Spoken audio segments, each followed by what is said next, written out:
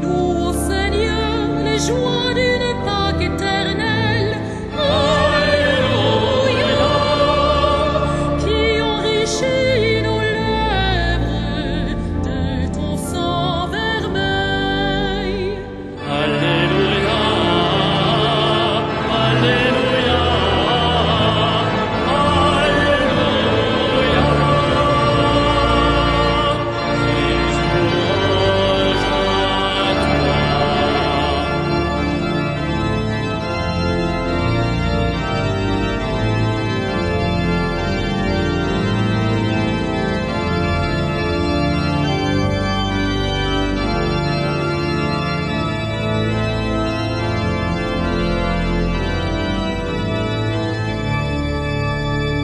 Voici le jour du Seigneur, jour de joie. Alléluia,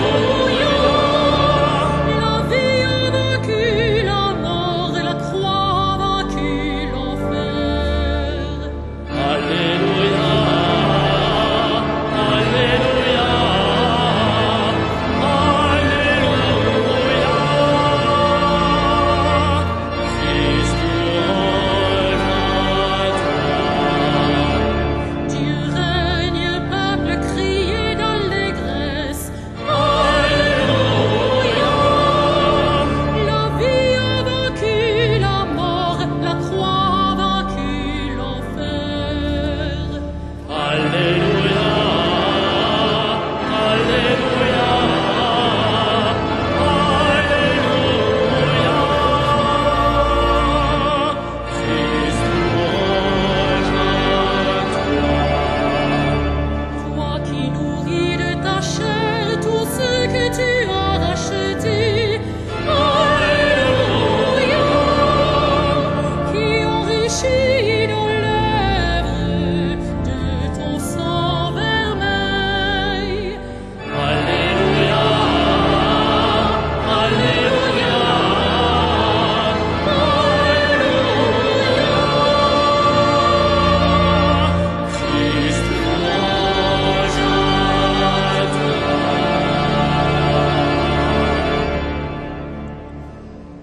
Au nom du Père et du Fils et du Saint-Esprit. Amen. La paix soit avec vous. Frères et sœurs, c'est une joie toute particulière de vous accueillir ce soir en cette cathédrale pour entourer les nouveaux chrétiens qui ont été baptisés, qui ont été confirmés et qui ont communié au cours de la vigile pascale. Je les avais reçus dans cette cathédrale au moment de l'appel décisif. Ils sont maintenant dans leur maison, qui est la maison de Dieu et qui est la maison de la famille de Dieu, la cathédrale du diocèse. C'est une joie de les accueillir et de conclure par cette Eucharistie la semaine pascale qui a suivi leur baptême il y a 8 jours. Au cours de cette Eucharistie, nous prierons particulièrement à l'intention du pape Benoît XVI, puisque c'est le 4e anniversaire de son élection à quelques jours près. Et je remercie Monseigneur le nonce apostolique d'avoir bien voulu se joindre à notre prière. Tous ensemble, nous formons des vœux chaleureux et convaincus pour que le Saint-Père, avec l'assistance de l'Esprit Saint, accomplisse son ministère dans la sérénité et la paix. Nous nous préparons à célébrer cette Eucharistie en faisant mémoire du baptême que vous avez reçu, chers amis, il y a quelques jours, et nous, il y a bien plus longtemps, avec l'eau qui est le signe de la vie nouvelle que nous recevons.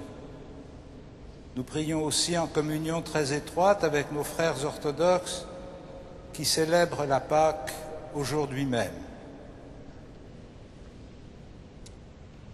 Seigneur Dieu Tout-Puissant, écoute les prières de ton peuple. Alors que nous venons célébrer la merveille de notre création, et la merveille plus grande encore de notre rédemption, daigne bénir cette eau. Tu l'as créée pour féconder la terre et donner à nos corps fraîcheur et pureté. Tu en as fait aussi l'instrument de ta miséricorde. Que cette eau maintenant nous rappelle notre baptême et nous fasse participer à la joie de nos frères les baptisés de Pâques par Jésus le Christ, notre Seigneur.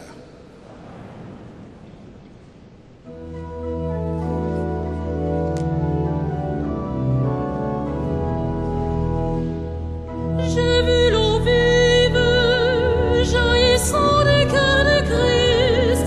Alléluia, Alléluia. J'ai vu l'eau vive jaillissant du cœur de Christ. Alléluia, Alléluia. Tous ceux qui lavent cette eau seront sauvés et chanteront Alléluia. J'ai vu l'eau vive jaillissant du cœur de Christ. Alléluia, Alléluia. J'ai vu la source devenir un fleuve immense. Alléluia, Alléluia. J'ai vu la source devenir un fleuve immense. Alléluia, Alléluia. Les fils de Dieu rassemblés chantaient leur joie d'être sauvés. Alléluia. J'ai vu la source devenir un fleuve immense. Alléluia, Alléluia. J'ai vu le temple désormais s'ouvrir à tous. Alléluia, Alléluia. J'ai vu le temple désormais s'ouvrir à tous. Alléluia, Alléluia. Le Christ revient victorieux, montrant la plaie de son côté. Alléluia. J'ai vu le temple désormais s'ouvrir à tous. Alléluia, Alléluia. J'ai vu le Verbe nous donner la paix de Dieu. Alléluia, Alléluia. J'ai vu le Verbe nous donner la paix de Dieu. Alléluia, Alléluia. Tous ceux qui croient en son nom seront sauvés et chanteront Alléluia. J'ai vu le Verbe nous donner la paix de Dieu. Alléluia, Alléluia. Que Dieu Tout-Puissant nous purifie de nos péchés et par la célébration de cette Eucharistie qu'il nous rende dignes de participer un jour au festin de son royaume par Jésus le Christ, notre Seigneur. Amen.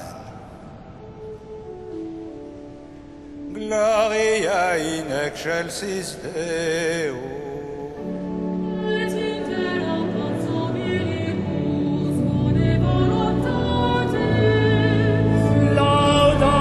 Laudamus te. Benedicibus Dei. Adoramus te. Glorificamus te. Gratias agimus tibi, pro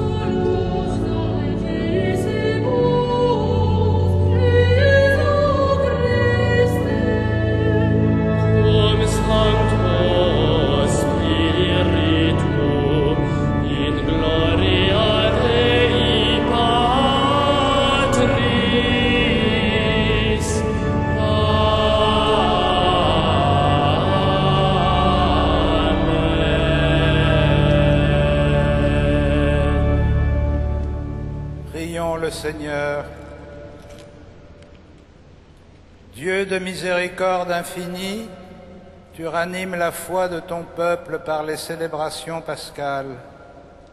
Augmente en nous ta grâce pour que nous comprenions toujours mieux quel baptême nous a purifiés, quel esprit nous a fait renaître et quel sang nous a rachetés par Jésus-Christ ton Fils, notre Seigneur et notre Dieu, qui vit et règne avec toi dans l'unité du Saint-Esprit, maintenant et pour les siècles des siècles.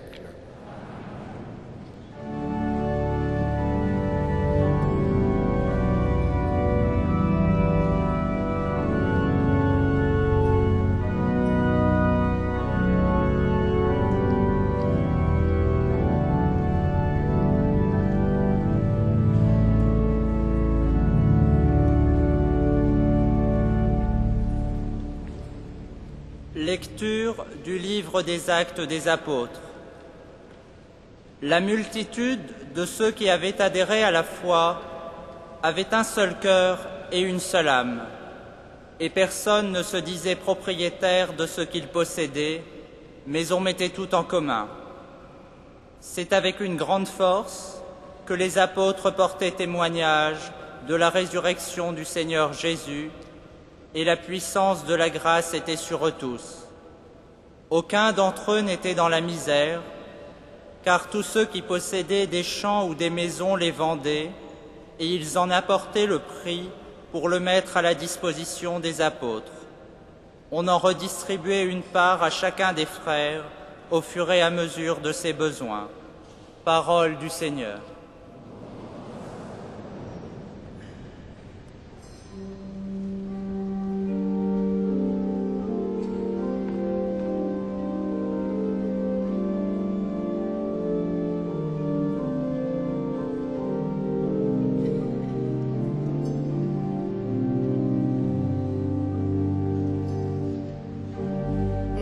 Rendez grâce au Seigneur, car il est bon, éternel est son amour. Rendez grâce au Seigneur, car il est bon, éternel est son amour. Rendez grâce au Seigneur, il est bon, éternel est son amour. Qu'ils le disent ceux qui craignent le Seigneur, éternel est son amour. Rendez grâce au Seigneur, car il est bon, éternel est son amour. Le bras du Seigneur se lève, le bras du Seigneur est fort. Non, je ne mourrai pas, je vivrai pour annoncer les actions du Seigneur. Rendez grâce au Seigneur, car il est bon, éternel est son amour. La pierre qu'ont rejetée les bâtisseurs est devenue la pierre d'angle. C'est là l'œuvre du Seigneur, la merveille devant nos yeux. Rendez grâce au Seigneur, car il est bon, éternel est son amour. Voici le jour que fit le Seigneur, qu'il soit pour nous jour de fête et de joie. Donne, Seigneur, donne le salut, donne, Seigneur, donne la victoire. Rendez grâce au Seigneur, car il est bon, éternel est son amour.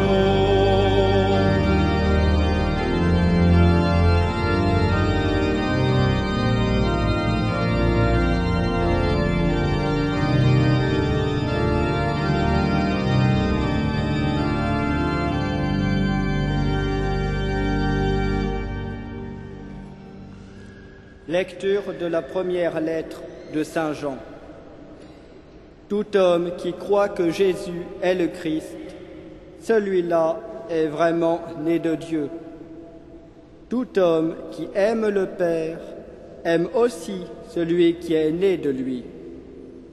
Nous reconnaissons que nous aimons les enfants de Dieu lorsque nous aimons Dieu et que nous accomplissons ses commandements.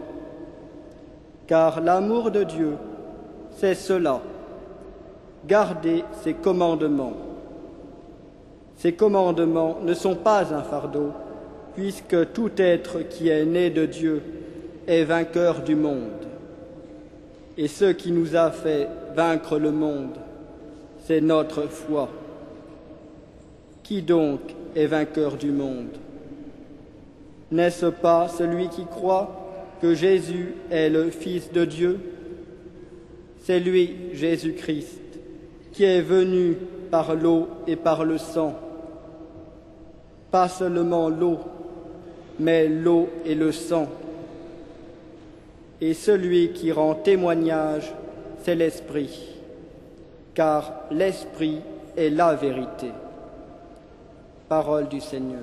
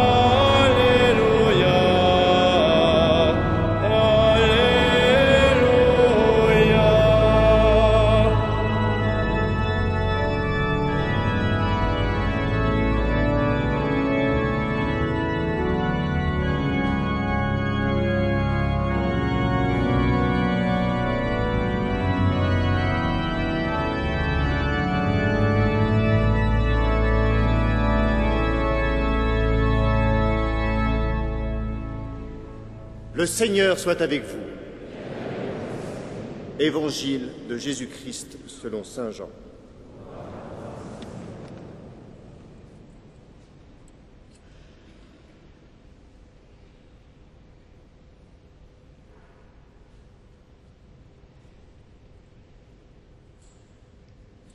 C'était après la mort de Jésus, le soir du premier jour de la semaine.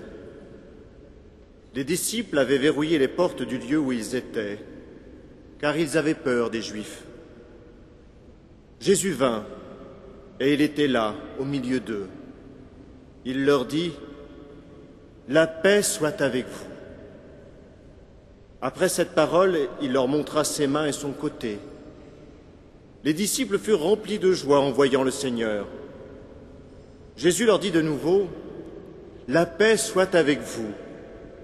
De même que le Père m'a envoyé, moi aussi je vous envoie. » Ayant ainsi parlé, il répandit sur eux son souffle et leur dit, « Recevez l'Esprit Saint. Tout homme à qui vous remettrez ses péchés, ils lui seront remis. Tout homme à qui vous maintiendrez ses péchés, ils lui seront maintenus. » Or, l'un des 12, Thomas, dont le nom signifie jumeau, n'était pas avec eux quand Jésus était venu. Les autres disciples lui disaient, « Nous avons vu le Seigneur. » Mais il leur déclara, « Si je ne vois pas dans ses mains la marque des clous, si je ne mets pas mon doigt à l'endroit des clous, si je ne mets pas la main dans son côté, non, je ne croirai pas. » 8 jours plus tard, les disciples se trouvaient de nouveau dans la maison et Thomas était avec eux. Jésus vient, alors que les portes étaient verrouillées, et il était là, au milieu d'eux. Il dit, « La paix soit avec vous. » Puis il dit à Thomas, « Avance ton doigt ici et vois mes mains. Avance ta main et mets-la dans mon côté. Cesse d'être incrédule, sois croyant. » Thomas lui dit alors, « Mon Seigneur et mon Dieu. » Jésus lui dit, « Parce que tu m'as vu, tu crois. Heureux ceux qui croient sans avoir vu. » Il y a encore beaucoup d'autres signes que Jésus a faits en présence des disciples et qui ne sont pas mis par écrit dans ce livre. Mais ceux-là y ont été mis afin que vous croyiez que Jésus est le Messie, le Fils de Dieu, et afin, par votre foi, que vous ayez la vie en son nom. Acclamons la parole de Dieu. Louange à toi, Seigneur Jésus.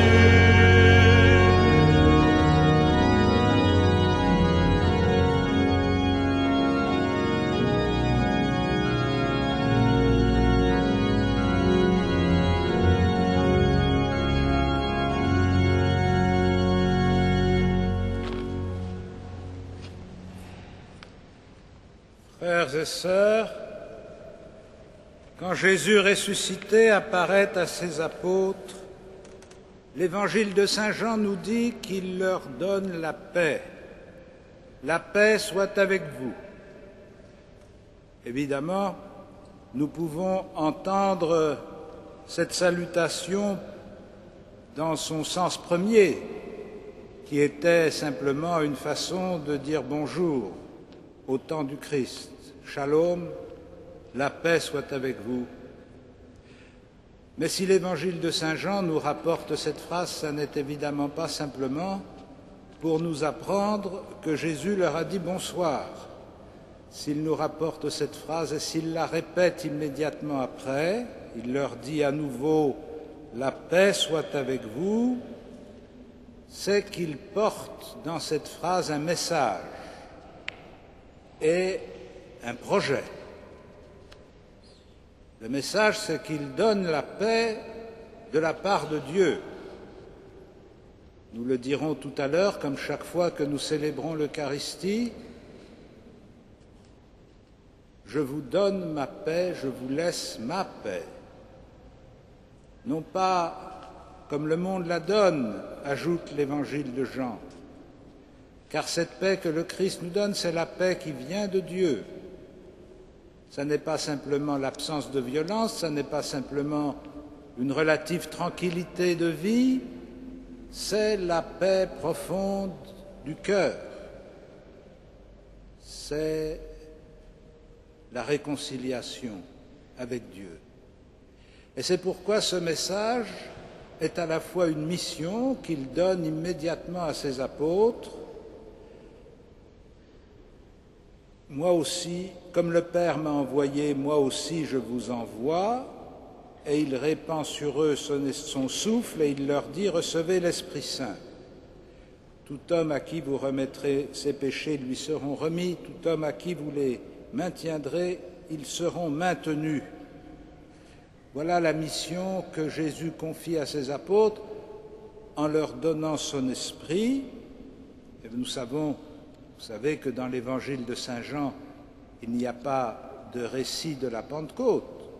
Et donc, le don de l'esprit aux apôtres, c'est cette présence du Christ ressuscité qui leur souffle dessus et qui leur donne son esprit. Il leur donne son esprit pour être les artisans du pardon, pour être les ministres du pardon, pour être ceux qui vont donner la paix de la part de Dieu. Cet esprit qu'il leur donne, c'est l'esprit qu'il a remis au moment de sa mort. Il y a quelques jours, nous avons médité le récit de la Passion dans l'évangile de Saint Jean, où il nous dit que Jésus remit l'esprit, ça veut dire qu'il rend son esprit, sa vie, à Dieu, mais ça veut dire aussi qu'il répand sa vie sur les hommes. C'est pourquoi Saint Jean nous dit afin que par votre foi vous ayez la vie en son nom. Ce don de l'Esprit, exprimé de manière symbolique dans l'évangile de Jean par l'eau et le sang qui jaillissent du cœur transpercé du Christ. Ainsi, nous comprenons que cette réconciliation avec Dieu est la réconciliation qui s'ensuit entre les hommes et la réconciliation qui s'ensuit avec nous-mêmes, est le fruit du don que Jésus a fait de sa vie, du sacrifice qu'il a offert pour les péchés du monde.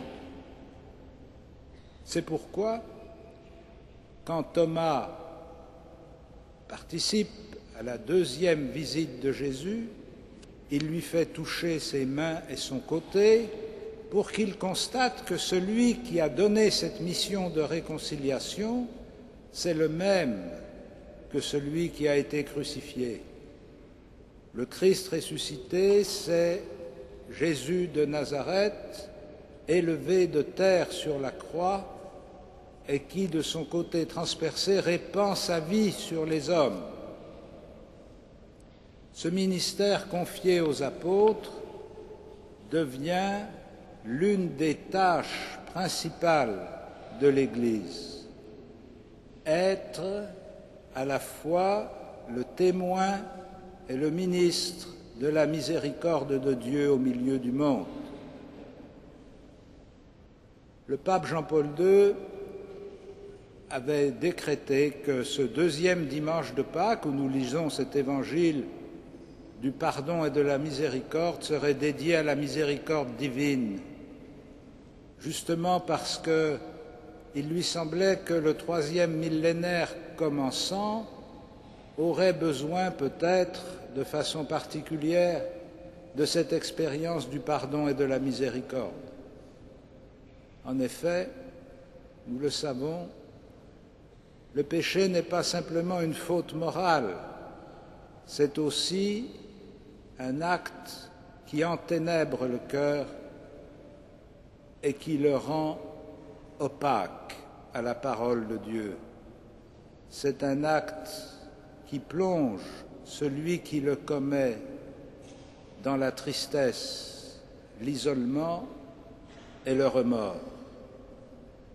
Or, Dieu ne veut pas abandonner l'homme ni à son remords, ni à son isolement, ni à sa tristesse.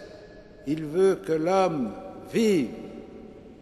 Et c'est pourquoi il manifeste sa miséricorde, comme Jésus nous l'a dit à plusieurs reprises dans les évangiles, et notamment dans la parabole du Père qui accueille son fils prodigue. Il est l'image de la miséricorde. Il est la réalité de la miséricorde. Il est la miséricorde en œuvre et en action.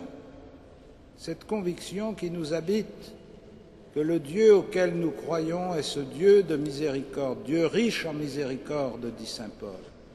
Cette conviction est notre espérance la plus profonde pour assumer non seulement les difficultés de la vie, mais aussi nos faiblesses et notre péché.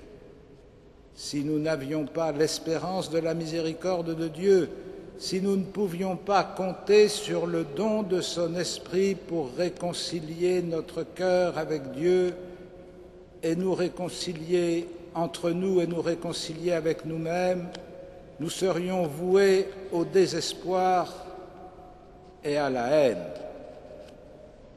Peut-être faut-il comprendre comment une certaine forme de la violence sociale que nous constatons aujourd'hui est-elle le fruit de la culpabilité dans laquelle beaucoup d'hommes et de femmes de notre temps sont enfermés sans espérance de pouvoir en sortir. L'homme est libre, l'homme est responsable de sa vie, il n'est pas capable d'échapper aux conséquences de ses actes par lui-même. Il a besoin que se pose sur lui non seulement le regard, mais le geste de la miséricorde. Nous le savons, ce chemin de conversion, de renouvellement de nos cœurs, passe chez nous par une démarche qui est une démarche de repentir. Le Fils prodigue revient vers le Père et se prosterne devant lui en disant « Mon Père, j'ai péché contre le ciel et contre toi, je ne suis plus digne d'être appelé ton fils. Prends-moi comme un de tes serviteurs. » Ce dialogue de la conversion, du repentir, du retour vers le Père et de la plénitude de la miséricorde est le cœur de la relation de l'Église au monde. Nous sommes envoyés dans le monde pour être témoins de la miséricorde qui nous a été faite. Ce n'est pas nous qui faisons miséricorde, c'est Dieu qui nous fait miséricorde.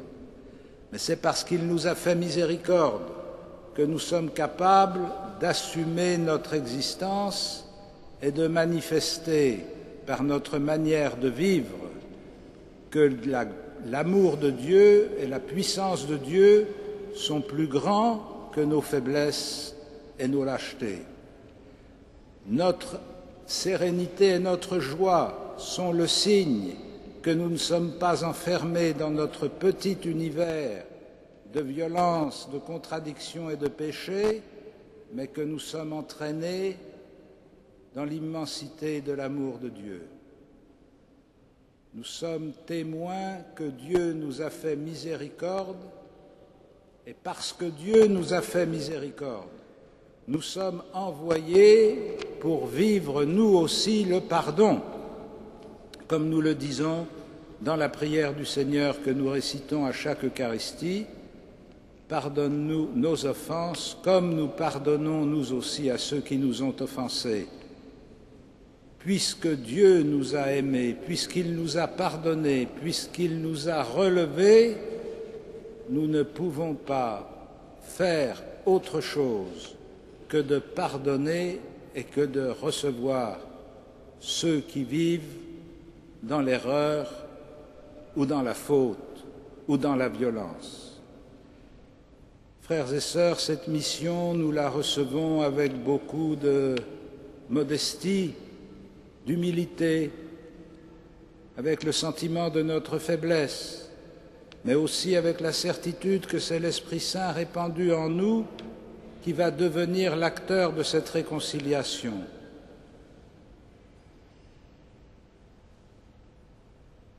La mise en œuvre de ce ministère est confiée dans l'Église aux évêques et aux prêtres qui reçoivent spécialement le don de l'Esprit pour être les ministres de la réconciliation.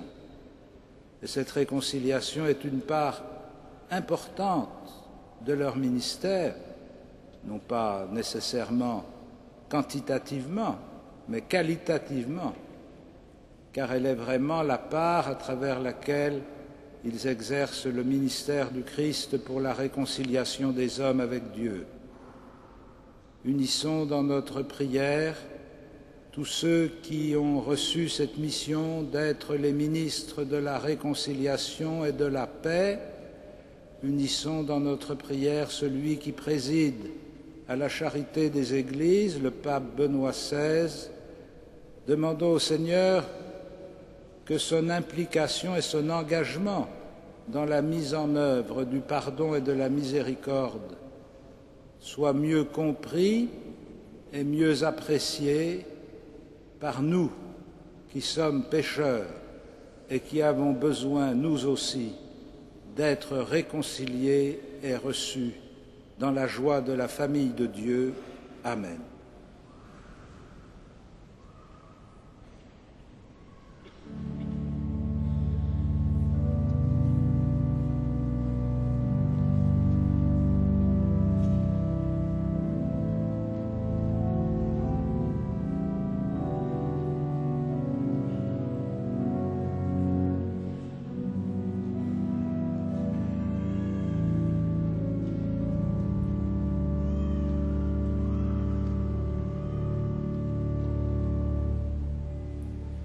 Frères et sœurs, comme nous l'avons fait au cours de la récente vigile pascale, je vous invite maintenant, avec les nouveaux chrétiens, les néophytes, à renouveler la profession de foi de notre baptême en répondant « Je crois » aux questions que je vais poser.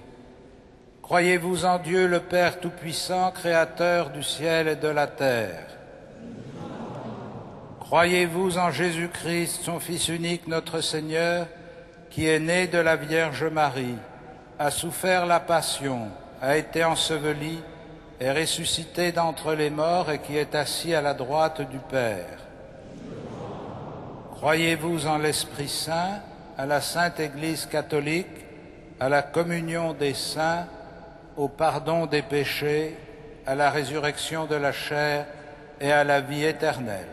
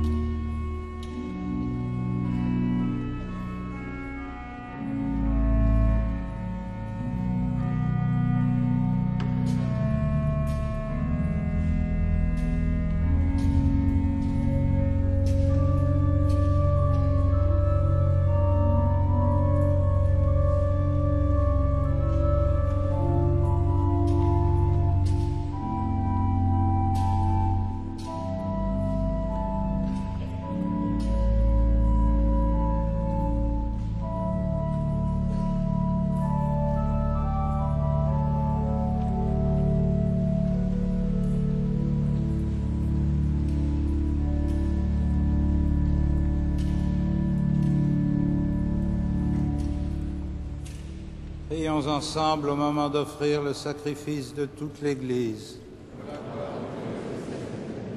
Accueille avec bonté, Seigneur, les offrandes de tes fidèles et de tous ceux qui viennent de renaître dans le Christ.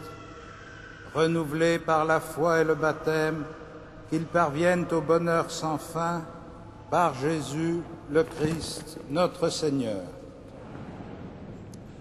Le Seigneur soit avec vous. Et avec votre esprit. Élevons notre cœur. Nous le tournons vers le Seigneur. Rendons grâce au Seigneur notre Dieu. Cela est juste et bon.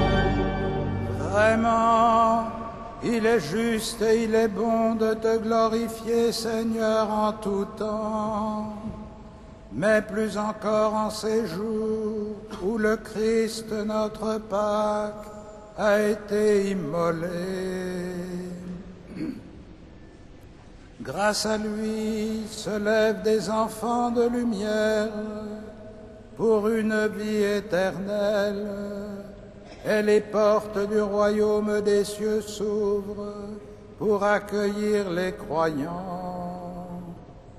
Oui, nous te rendons gloire, car sa mort nous a franchis de la mort, et dans le mystère de sa résurrection, chacun de nous est déjà ressuscité. C'est pourquoi le peuple des baptisés, rayonnant de la joie pascale, exulte par toute la terre, tandis que les anges dans le ciel chantent sans fin l'hymne de ta gloire.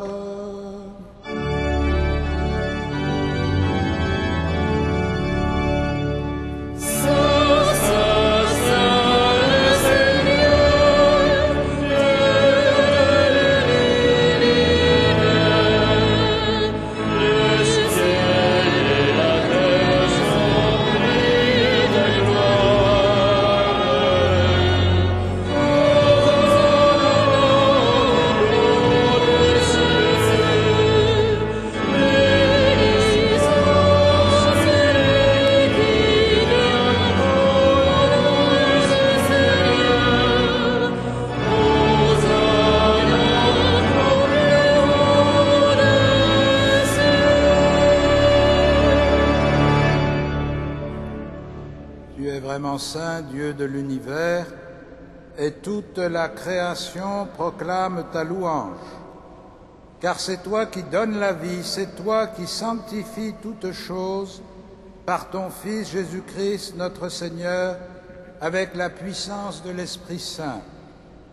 Et tu ne cesses de rassembler ton peuple afin qu'il te présente partout dans le monde une offrande pure.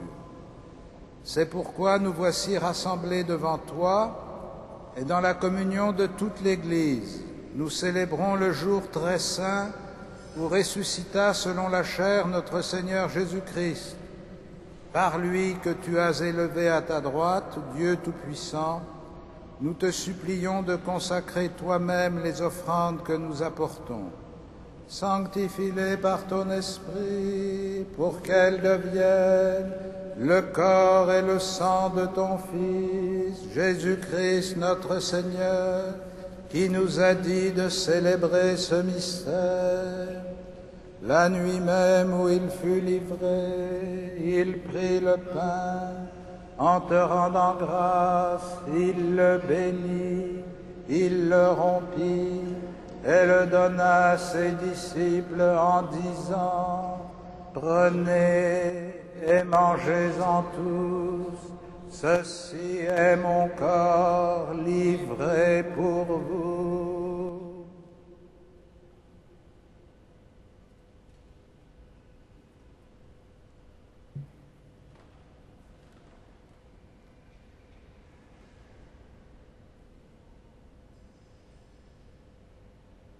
De même, à la fin du repas, il prit la coupe. En te rendant grâce, il la bénit et la donna à ses disciples en disant, « Prenez et buvez-en tous, car ceci est la coupe de mon sang, le sang de l'alliance nouvelle et éternelle, qui sera versé pour vous et pour la multitude en rémission des péchés. Vous ferez cela en mémoire de moi.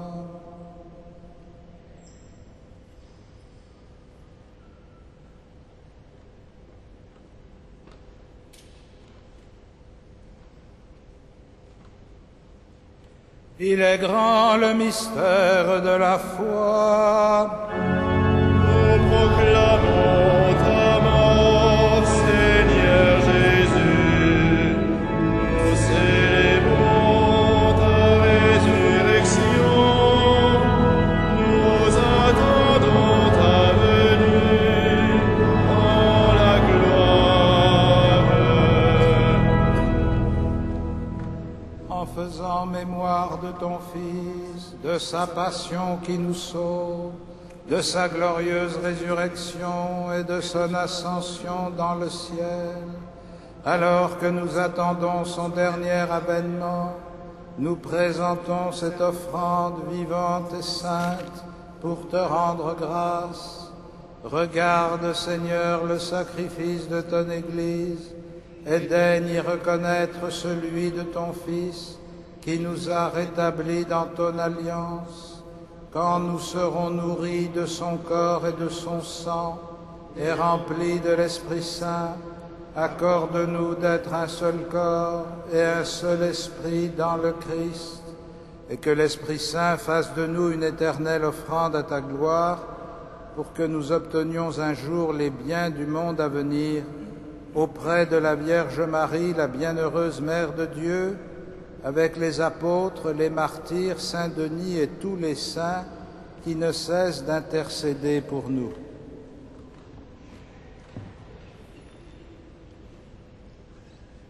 Et maintenant, nous te supplions, Seigneur, par le sacrifice qui nous réconcilie avec toi, étends au monde entier le salut et la paix. Affermis la foi et la charité de ton Église au long de son chemin sur la terre. Veille sur ton serviteur, le pape Benoît, notre archevêque André, l'ensemble des évêques, les prêtres, les diacres et tout le peuple des rachetés. Écoute les prières de ta famille assemblée devant toi et ramène à toi, Père très aimant, tous tes enfants dispersés.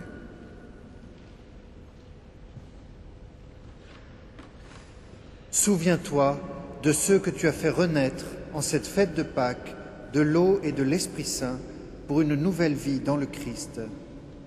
Pour nos frères défunts, pour les hommes qui ont quitté ce monde et dont tu connais la droiture, nous te prions. Reçois-les dans ton royaume, où nous espérons être comblés de ta gloire, tous ensemble et pour l'éternité, par le Christ notre Seigneur, par qui tu donnes au monde toute grâce et tout bien. Par lui, avec lui et en lui. Amen. À toi, Dieu le Père Tout-Puissant, dans l'unité du Saint-Esprit. Amen. Tout honneur et toute gloire pour les siècles des siècles.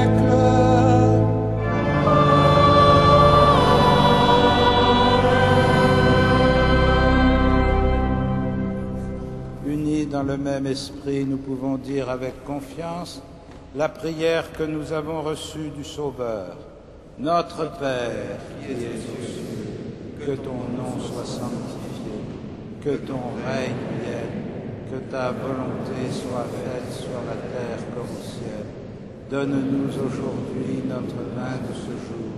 Pardonne-nous nos offenses, comme nous pardonnons aussi à ceux qui nous ont offensés, et ne nous soumets pas à la tentation, mais délivre-nous du mal. Délivre-nous de tout mal, Seigneur, et donne la paix à notre temps. Par ta miséricorde, rends-nous libres du péché, rends-nous forts devant les épreuves. En cette vie où nous espérons le bonheur que tu promets et l'avènement de Jésus-Christ, notre Sauveur. Car c'est à toi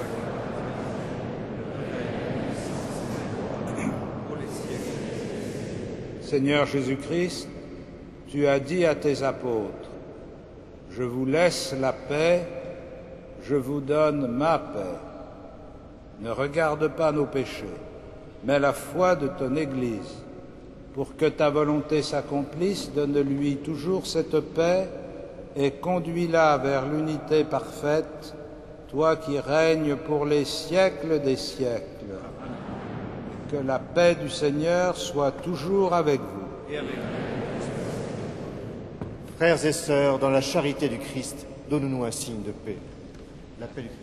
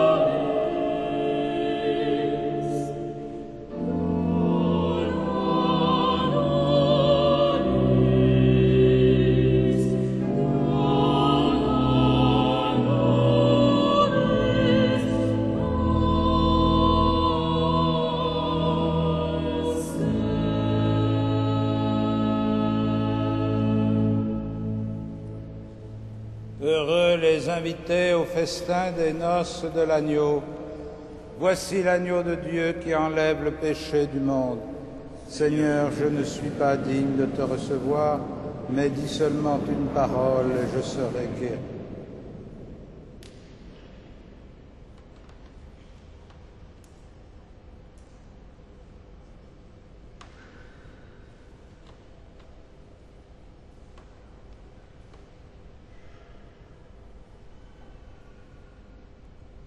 Amen.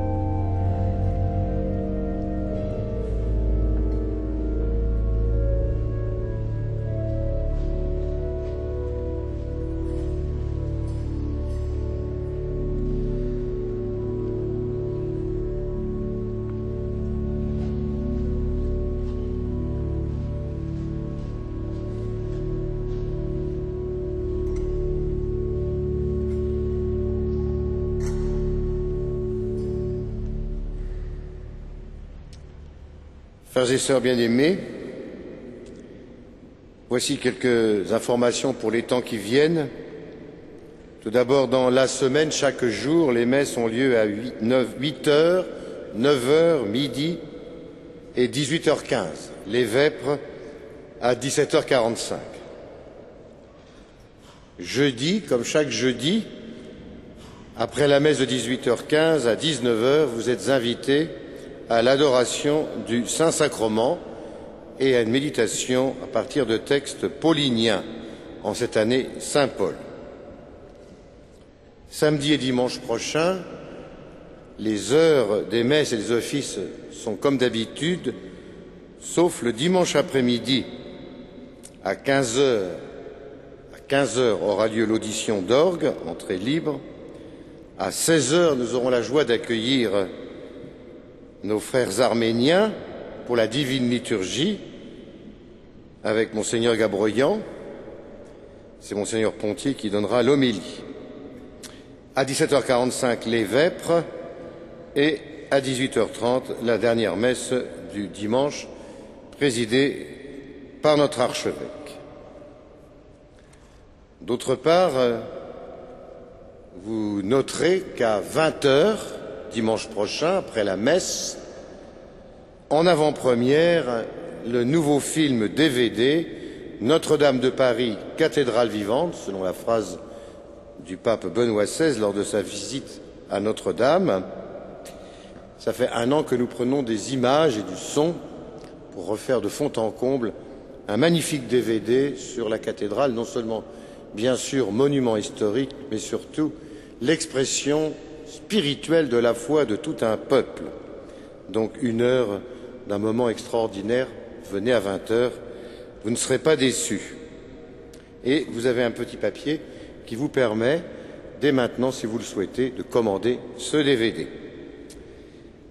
Je me permets aussi d'attirer votre attention, une fois de plus, sur le pèlerinage national des étudiants en Terre Sainte. Si vous connaissez des étudiants ou si vous êtes vous-même étudiant, du 21 au 31 juillet, c'est comme l'on dit un incontournable pour aller prier sur cette Terre Sainte avec nos évêques et plusieurs milliers d'étudiants. Donc vous avez de quoi inscrire ou s'inscrire pour ce pèlerinage. Et puis mardi prochain, mardi 21 avril, le concert pascal à Notre-Dame en chant grégorien Surrexit Christus. Vous pouvez retirer vos billets à l'accueil. Eh bien, nous nous levons pour terminer notre prière.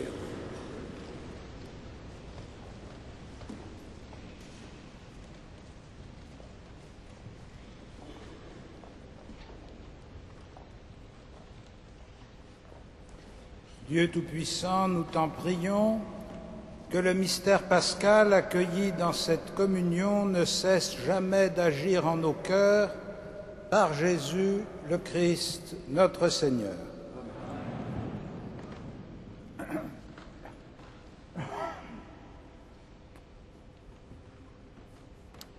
Par la résurrection de son Fils unique, Dieu vous a fait la grâce du salut.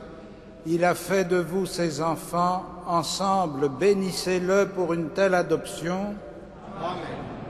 En vous reprenant ainsi dans son Fils, il vous a offert sa propre liberté, qu'il vous donne part à sa vie éternelle. Amen. Dans le baptême, vous êtes déjà ressuscités avec le Christ. Vivez dès maintenant en enfants du royaume. Amen. Et que Dieu Tout-Puissant vous bénisse, le Père, le Fils et le Saint-Esprit. Allez dans la paix du Christ. Nous rendons grâce à Dieu.